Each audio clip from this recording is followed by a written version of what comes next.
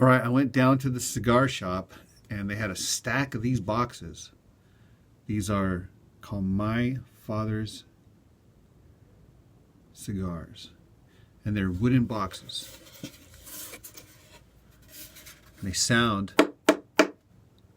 amazing. Yeah. So, I usually take out these inside. I keep these things for other things. And then I put little braces on the corners here. That's my standard build. So, go check out these boxes. All right, so this is the guitar that I'm building using this box, okay? It's got an awesome logo. And look at that, they're wood boxes. So these are my 4 corners. And this one here, you can see I have 1, 2, 3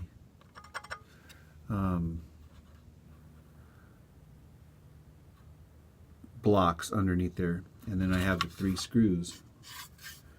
And normally I do 2. This one here I decided to do 3 just to make it a little sturdier, but listen to that resonance. In fact, the neck is resonant. In fact, if you want to see the building of this neck, check this video right here, because there is a backstory to this neck. This is petrified wood. Seriously, it is like awesome, awesome. It's Douglas fir. So, the thing I wanted to point out here is that I do have a piezo that I dug out with a Fosner bit. Dug out the circle, about 1/4 inch deep, right? And then I filled it with hot glue, stuck the piezo in there, and then I put more hot glue on it. Then I put the business card there and then shut the top, smashed it tight so it would dry completely smooth. And that little, the top of it right there matches perfectly with the bottom side of the cigar box. You can see, and there's a little gap in there. So this thing works awesome. Now, this is the most simple design you can do right here, where the leads of the piezo, right, are as short as possible, and they go right to the output jack. Okay, there is no volume control on this one. I could put a tone cap on there if I wanted to, but I'm going to hear what it sounds just like this, right? The volume will have to be controlled with an amplifier. That's the only thing, right? So, I put this thing together. I'm all ready to put the screws on and string it up. And I was just noticing, gosh, how awesome this box sounds. This box is going to sound amazing, seriously, when it's all put together. Of course, the hinge on the bottom is going to hold the strings in place. All right, so I'm not quite done with this thing here. All right, here's a good trick to get the perfect size saddle with the lowest possible action. So one of the benefits of having a straight neck, right, is that you can get low action. So what I do is I create these little blocks of wood. This one here happens to be apple wood, and it's 2 inches by 3/4 of an inch by 1/4 of an inch. Okay. Then what I do is I get my long ruler here. Okay. And one side of it here is going to be on the nut, or the 0 fret in this case. And then what I do is I get a 1/4. You can use any size coin that you want. Place that 1/4 on the 19th fret. And again, this side over here is going to go on the nut. And I'm going to let it set on that 19th fret on the 1/4. Then I'm going to put my piece of wood down, right? And then mark it with a Sharpie. How high is that? Again, I'm letting this part right here set on the 1/4. And then I mark a line. So what that means is that the string is going to be setting on, if I cut that flat right there and put a fret on it, then over here the string is going to be the distance of a fret higher than that quarter.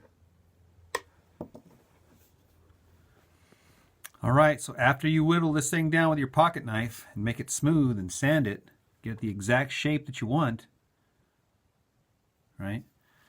Then you take a black magic marker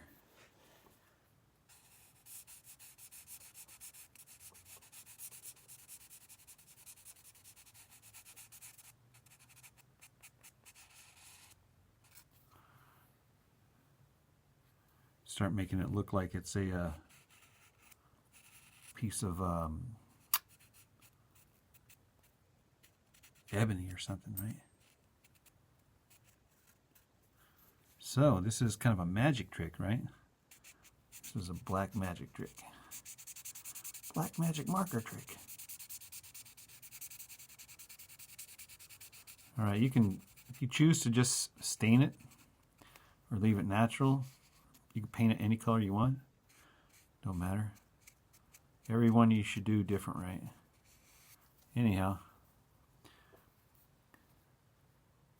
you can do the bottom if you like.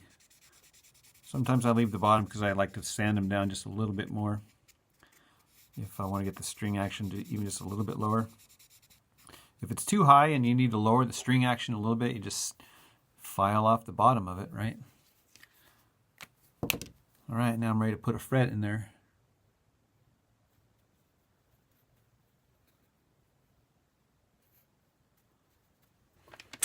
All right, I am ready to put on the strings. So I'm using these phosphor bronze, 0.044, 0.034, and 0.026. And what I do is I line them up, and I get a little finishing nail, and then I just thread the finishing nail through. Make sure that the I go through the thick one first, and then the medium one, and then last but not least, the skinny one. Okay. Now I can thread the strings through the hinge, and then they'll catch on the nail. I'll show you what it looks like. Okay, here you can see the nail holding those strings on the underside of that little hinge there. You string it up. All right, we got the strings on. We are tuned up E, B, E, and I just trimmed off the little extras on there. So I get the quarter, and I just verify my string height, and I still have about the thickness of a dime that I could insert in there, so I know I have the perfect action.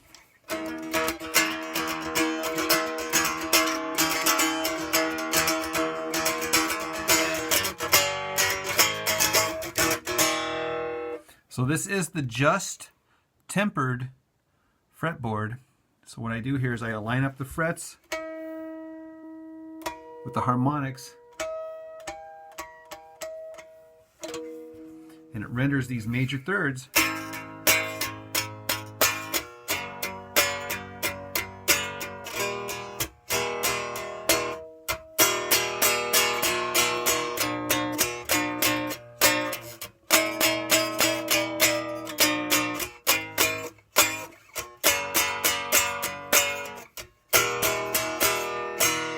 So all the chords just sound rich.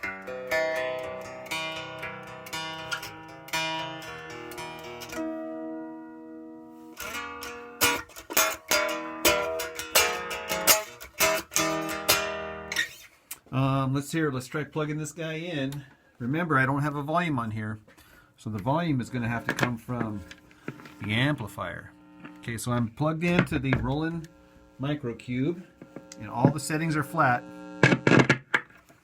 And I have about medium gain, medium volume.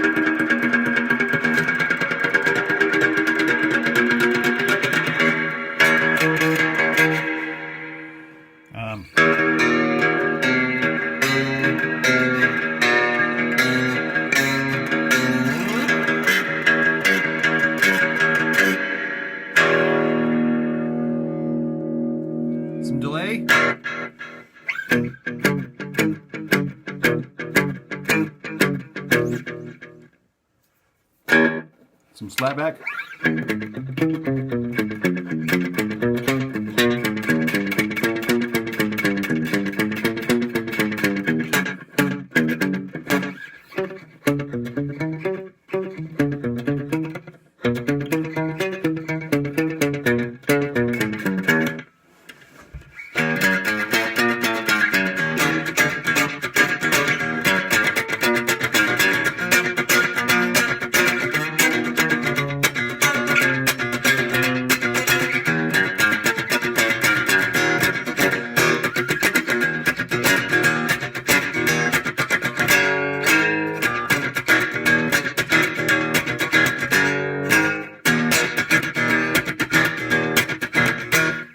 Yep, no end to the madness here.